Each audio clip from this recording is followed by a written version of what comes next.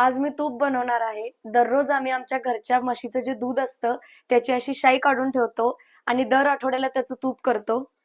असं हे तूप असतं ते. तर आता ही जी शाई साठवलेली आहे त्याचा आधी मी लोणी करणार आहे आणि नंतर त्याचं तूप करणार आहे. या दाखवते तुम्हाला. ही जी शाई आहे ती आता मिक्सरला लावून त्याचा आधी लोणी करून घेते मी.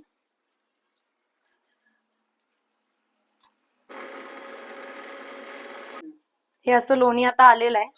त्याला मी ओतून घेते का पातेल्यात. एवढं लोणी निघालेलं आहे. आता मी त्याला गरम करायला ठेवते.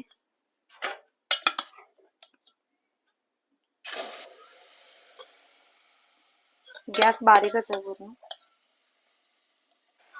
लोण्याला छान अशी उकळी आलेली आहे. त्याच्यामध्ये आता मी थोडीशी हळद टाकली आहे आणि थोडस चिमटभर मीठ टाकते, ज्याच्यामुळं तूप एकदम रवाळ निघतं.